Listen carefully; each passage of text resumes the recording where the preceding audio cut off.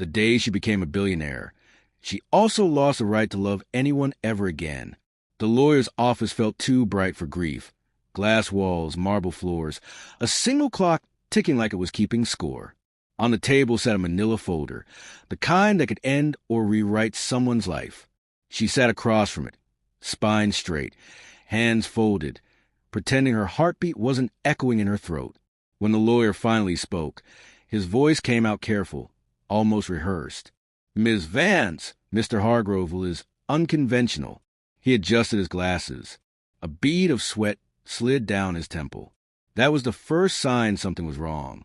"I assumed that much," she said, forcing calm.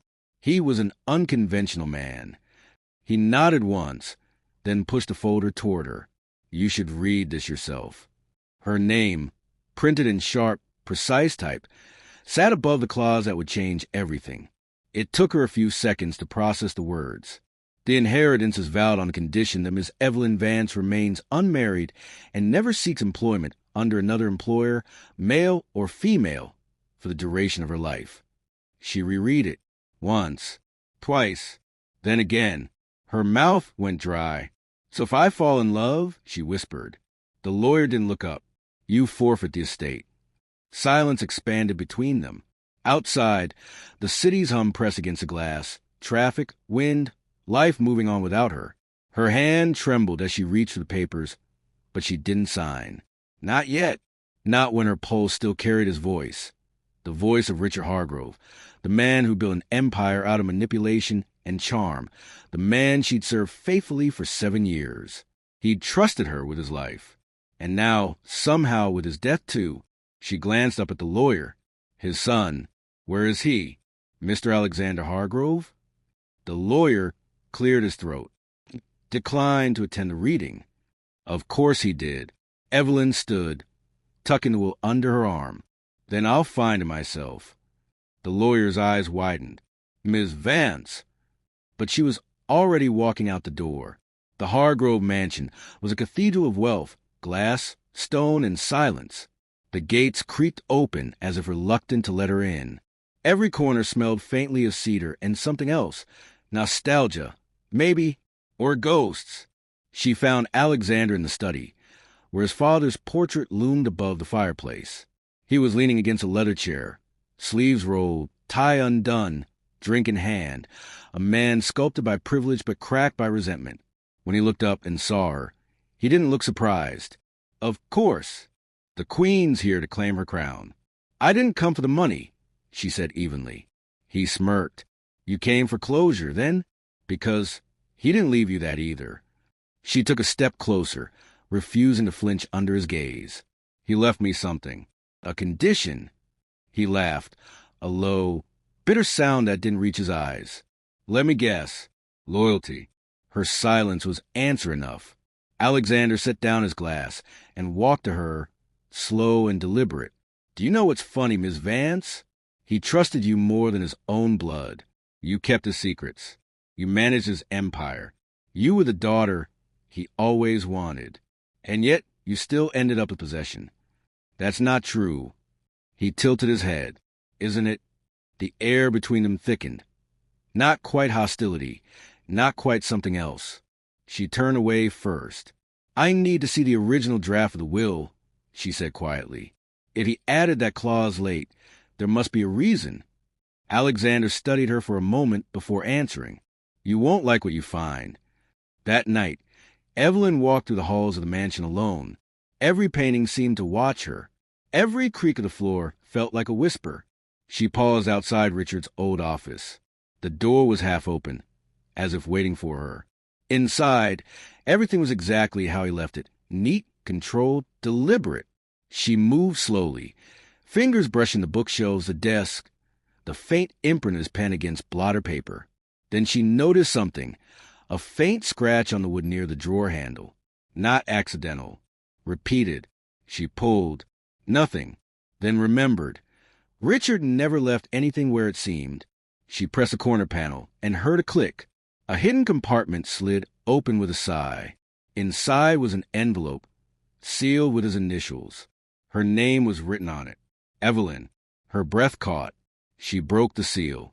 Inside was a single sheet of paper, one line, written in his familiar hand. What you think I gave you isn't what I left you. No explanation. No signature. Just that. She sat back, pulse racing. The paper shook in her hand. Somewhere deep inside, she realized this wasn't about inheritance at all. It was about control. About what he could still own, even from beyond the grave. She folded the letter and slid it into her jacket. Then, for first time that night, she allowed herself to whisper aloud, "What did you leave me, Richard?" A voice answered from the doorway. "You really want to know?" Alexander. He stepped into the room, shadows cutting across his face. Because if you start digging, you might find out he didn't just own you. He owned everyone. The tension in the room was unbearable. Old wounds, new suspicion, and a truth neither of them could yet name. Evelyn looked down at the letter again, then back at him. "Help me find it." He didn't move, didn't blink. Then finally, "You'll regret asking me that." But he didn't walk away. Outside, the first drops of rain hit the glass, streaking down like the world was trying to wash itself clean. Inside, Evelyn and Alexander stood in the glow of the fire. Two people bound by the same ghost, both realizing they'd inherited more than money. You have inherited a war.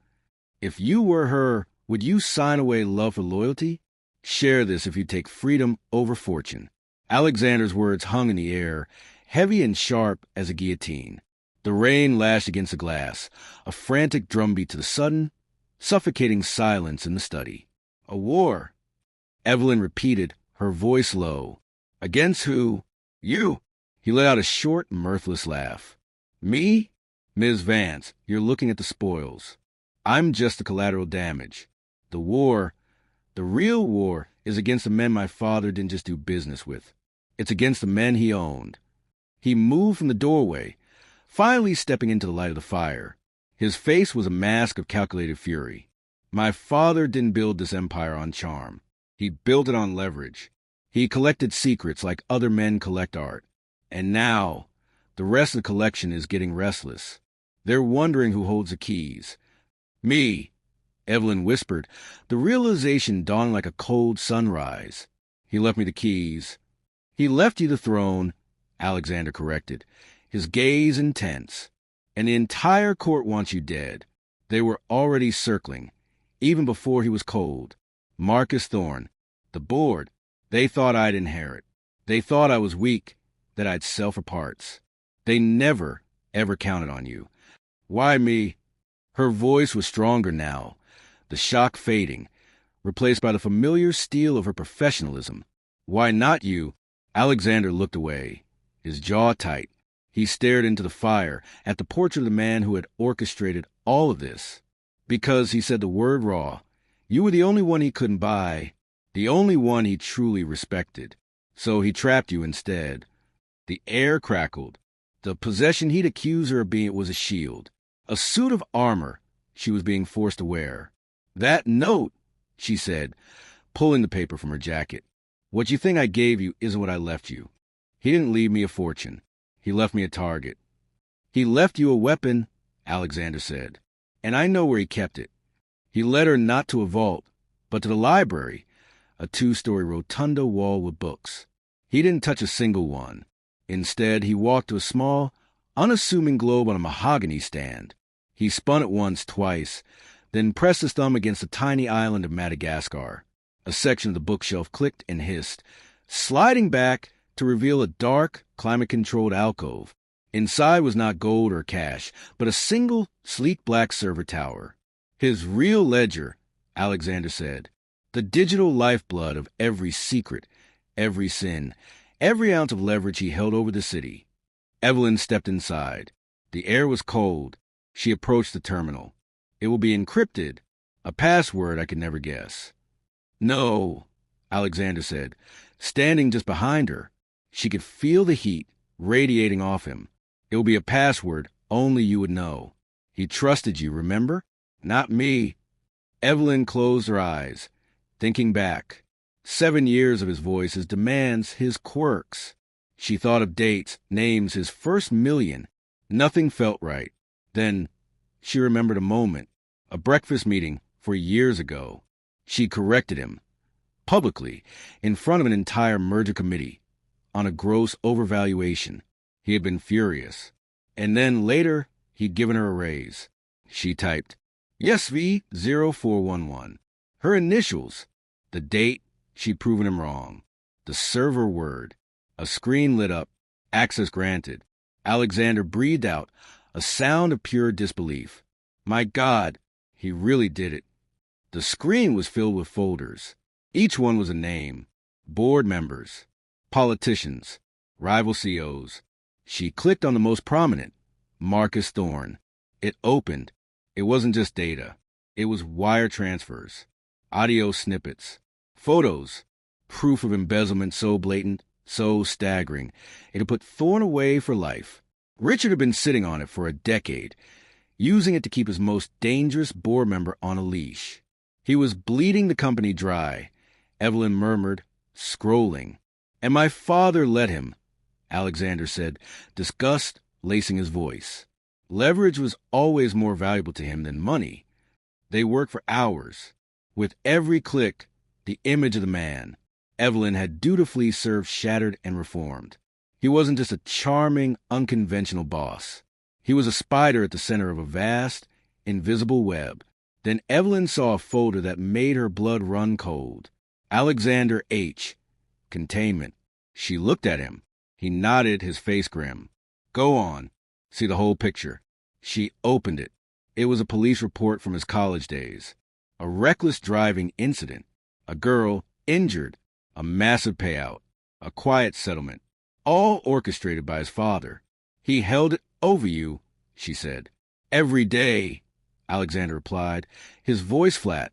Every time I tried to walk away, to build something of my own, he'd just tap his desk and say, family stays together. He didn't want a son. He wanted a puppet.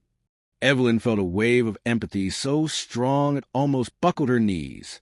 She finally understood the resentment in his eyes when she'd first walked into the study. He didn't just resent her. He resented the fact that his father had chosen a new, more loyal puppet. She closed the file, unable to look at it. He owned everyone. Everyone, Alexander agreed. She kept searching. There had to be something else. A reason. A final move. And then she found it. A video file, saved under a simple title. Contingency. She clicked. The screen filled with Richard Hargrove's face. He looked terrible. Not the vital, imposing man she remembered, but frail, sallow version. This was filmed days before his death. His voice, however, was as strong as ever. Evelyn, he said, and her heart leaped into her throat. He was looking right at the camera, right at her. If you're seeing this, it means you did exactly as I knew you would. You didn't just accept. You questioned, and you brought Alexander with you. Good. He coughed, a dry, rattling sound. You're standing in my armory, Evelyn. You've seen what I built, and you've seen the rot beneath it. Thorne, the others, they are vultures. The moment I am gone, they will tear this company apart to get the scraps, exposing everything, destroying everything I built, destroying my son. Alexander stood rigid, his hands clenched into fists. I could not leave this company to Alexander, Richard continued, his eyes filled with strange, cold sadness. He is my blood, but he is compromised. He hates me too much to see the game. They would have eaten him alive. I had to choose someone else. Someone they would underestimate. Someone with the discipline to manage the empire and the spine to wield its weapons. I chose you, Evelyn. Elsewhere, Evelyn's mind was racing. He didn't just leave me a target. He left me a sword. Now, Richard said, leaning closer to the camera. The will, the claws. You think it's a prison. A cage to keep my most loyal possession. A faint smile played on his lips. It is Miss Vance. It's a cage. But it's not for you. What? Evelyn whispered. It's a cage for them, Richard said. As long as you are unmarried, as long as you work for no other, you are the sole, undisputed, unassailable owner of Hargrove Industries. Your power is absolute. No husband can challenge you for control. No rival can poach you. You are, in the eyes of the law, a fortress. It's the only way to give you the authority to do what must be done. What must be done? Clean. House. Richard's voice was a command. Use the files. Use the leverage. Purge the board. Save the company. Save my son. The war, as I'm sure he's called it, is yours to win. Evelyn and Alexander stared at the screen, stunned. And once you have won, Richard Hargrove said, a final, brilliant spark in his eyes. Once the company is clean, the game is over. There is a second will, a true will. My lawyer, not the one you met, but my real lawyer, has it. It will be released to you upon a single written request from you, or upon your marriage. He smiled. The moment you marry, Evelyn, the unconventional will is void. The fortune is irrevocably yours, with no conditions. The cage disappears. The video ended. The screen went black. Silence. Alexander finally moved, slumping against the wall. He planned it all. A final, magnificent, monstrous game. He didn't trap me, Evelyn said, her mind spinning. He empowered me. He gave me a mission, and he gave me an escape hatch. An escape hatch, Alexander repeated. He looked at her, his eyes unreadable. You just have to fall in love. The tension that had been simmering between them for hours suddenly changed. It was no longer hostile. It was something else, something dangerous. The one thing that could save her was also the one thing that would make her lose the power she needed to win the war. No, Evelyn said, turning from the terminal. I don't win by escaping. I win by winning. The next morning, Evelyn Vance, dressed in a sharp, black suit that was more armor than clothing, walked into the Hargrove Industries boardroom. She hadn't signed the will. She didn't need to. Not yet. The long-serving board members, all men, all older than her by decades, looked up, startled. Marcus Thorne, at the head of the table, gave her a condescending smile. Ms. Vance, we're so sorry for your loss. And, of course, for Mr. Hargrove's. But I'm afraid this is a closed meeting. The adults are talking. I'm aware, Evelyn said. Her voice was quiet, but it cut through the room. She placed her tablet on the polished table. I am here, Mr. Thorne, as the executor and sole beneficiary of Richard Hargrove's estate, which means, as of today, I am your new CEO. Thorne laughed. Evelyn, dear, that's sweet, but the will, we're aware of the unconventional terms. It's being contested. It's absurd. You'll never hold this company. Won't I? Evelyn said. She turned to Alexander, who had been standing silently by the door. Mr. Hargrove, would you please secure the room? No one leaves. Alexander locked the door. The mood in the room shifted. Evelyn looked back at Thorne. You're right, Marcus. It's a very unconventional will, but it's also ironclad. And while you've been planning to contest it, I've been reviewing my inheritance, specifically the digital inheritance. She tapped her tablet. A file name appeared on the large screen behind her. Thorne M. Offshore Ledgers. 2011 to 2025. Marcus Thorne's face went white. I believe, Evelyn continued, her voice like ice, you have some personal matters to attend to, matters that will require your full-time focus and your immediate resignation from this board. Effective now. She didn't raise her voice. She didn't have to. She looked around the table, at the other men, whose names she had also seen in the files. The war is over. Richard Hargrove's company is no longer a bank for your secrets. It's a business, and I am running it. Are there any other resignations today? Or shall we begin the quarterly review? 6 months later, the office was unrecognizable. The dark, heavy mahogany was gone, replaced with glass, steel, and light. The portrait of Richard Hargrove was gone, too. Evelyn stood by the window, looking out over the city. Her city. The press had dubbed her the Iron Heiress, the Queen of Glass. She'd purged the board, stabilized the stock, and was in the process of dismantling her father-in-law's web of blackmail, one file at a time. The door opened. Alexander walked in, not with his old resentment, but with easy confidence.